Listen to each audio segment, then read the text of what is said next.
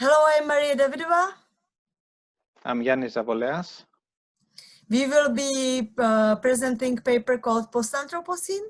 And what is this paper discussing is design after the human-centered design age. So what we are discussing is the transition from the design for Anthropocene mass extinction towards designing within biotechnological synergetic landscapes of cross-species co-living.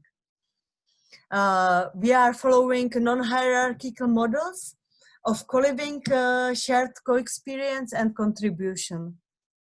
The paper is discussing that the recent neglection of humans being part of the ecosystem caused major disturbance in ecosystems that went to catastrophic incidents. So therefore, we are discussing the transition from the era of Anthropocene towards the era of Post-Anthropocene. That is we speculate on being designed through hyperobjectivity, which is discussed by Morton, and we discuss that as post-human-centered co-design model. So this is first case study example we will be discussing. This is a hyperobject called Villa Sofia. This object is co-designed with artificial intelligence through a system called Sysloop, and it is connected to larger network of city towards city security. Today it would be very relevant for coronavirus crisis, and it is of course operated by its hardware. So you have the object of Villa. It is hardware. It is a machine learning based system, and that machine learning based system is connected to larger network of the city security. This is the villa that is extending ground being co-designed with ecosystem that is present at the place, extending the ground by actually adding to the landscape water surfaces, for instance, extending edible landscape. The project is co-designed by its client who have been together with many other people co-designing the machine learning behind the project, and then the machine learning is designing the performance of the house. So the house can even kill you if it wants. So getting back to that project, it has fancy things like a robotic piano that plays your project. In the same time, it is connecting to the larger system. Now we get to your project, Yannis. Yeah, here is a project called Bioshelters. It's a case study of hyperobject design. Bioshelters is about the development of a site-specific artificial reef intended for the new fish market at the Sydney Harbour. The project applies generative data-driven methods from the start until the end of the process, including physical scale prototyping. This idea is enriched with concepts about generative and evolutionary processes being similar to natural ones. Nature's inherently sustainable qualities may be carried out by its dynamic logic, then suggesting a new design philosophy.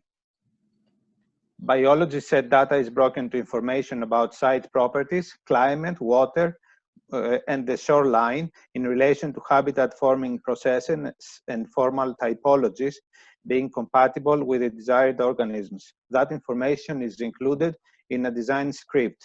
At any moment of the process, the result may be taken back to the data it derives from and be refined by introducing more information and meaning.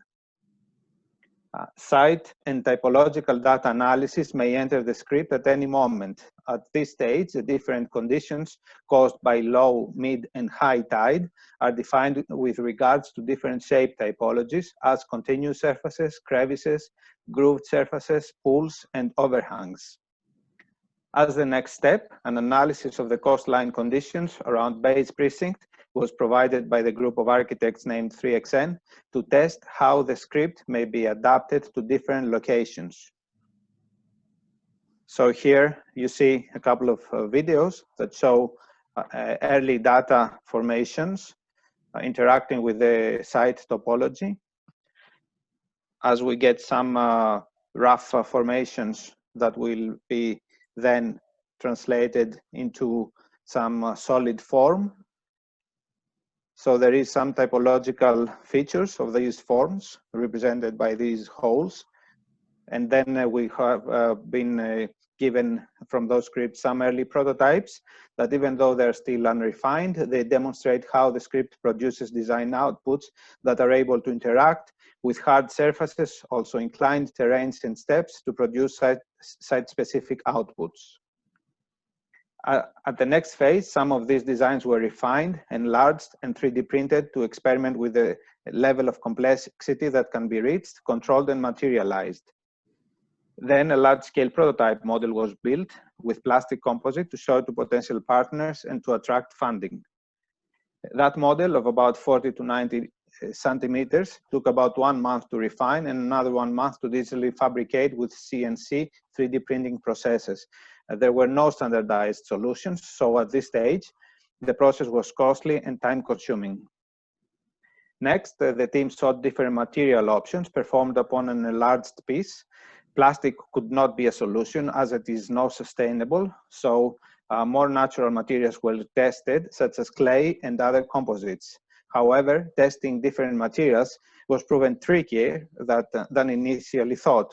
Material is also an active participant in the process, so for example, clay had the limited capacity to take complex geometry, yet it is a natural material whose behavior and overall performance are fully compatible with the project's requirements. These tests showed that it was possible to achieve some level of complexity, and so the team moved on to large-scale models. Then another one, more compatible set of materials was tested, such as concrete and crushed oyster shell composite. The crushed oyster shells were recycled from the fish market, reinforcing circular economy. A series of samples was produced and placed in the water to test their behavior with regards to their ability to attract the desired marine species. Here are some close-up photos of the samples and the tiles used for testing on-site material performance.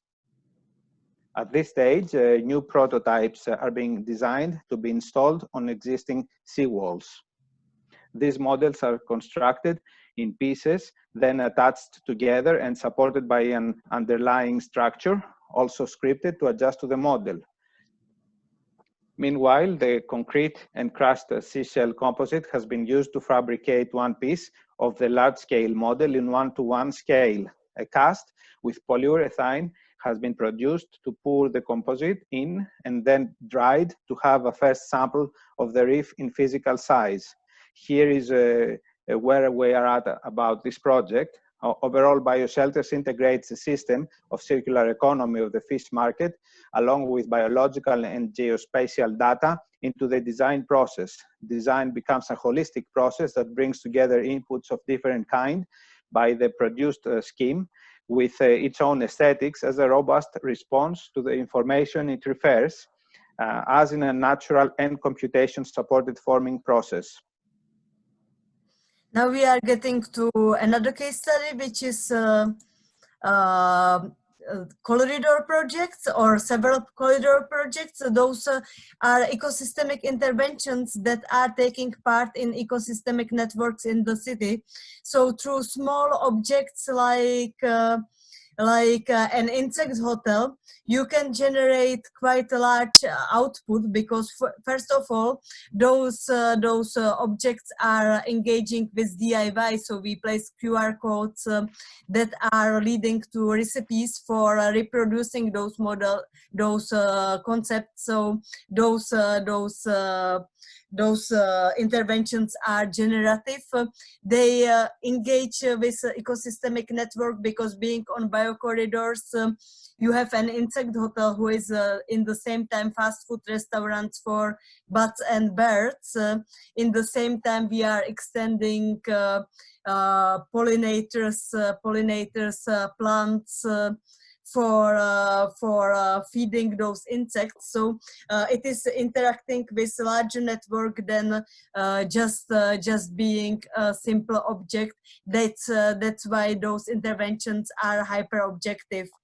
So going from a simple explanation, this is a prototype of the screen that is responsive to relative humidity and temperature. This screen is airing when there is dry, hot weather and closing when there is high humidity.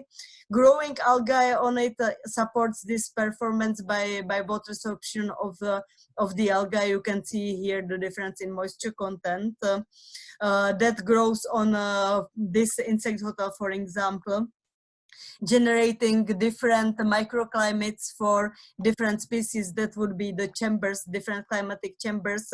So by generating different microclimates, you generate also larger biodiversity. This, of course, interacts with human species who are engaged by those kind of weird interventions. Therefore, it generates curiosity and reproduction.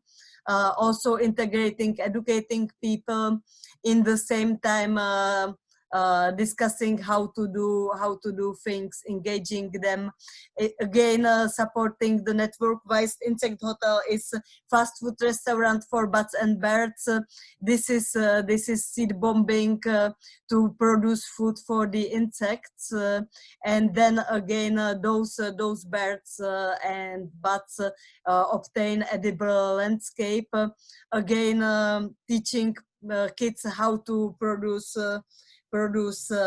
food for birds in the autumn for their gardens. Then the largest interaction is integrating QR code into these prototypes, where people scan them and get to our blog, where they get DIY recipes, how to reproduce those objects themselves.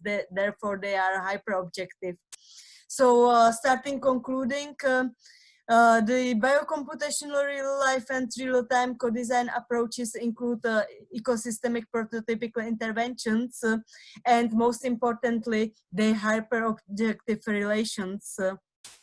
This is research by design through what we call real-life co-design laboratory. Those things are happening in real life. They are not just theoretical hypotheses. They are tested through real life and redesigned through real life. What is this transition about? It is transition that is actually going from those apocalyptic models to those post-apocalyptic models, to the post-apocalyptic synergetic landscapes. However, and we can see now with coronavirus crisis, this also integrates natural succession, and through that we might move towards the landscapes of co-creation, co-experience, and co-living. Thank you. Thanks.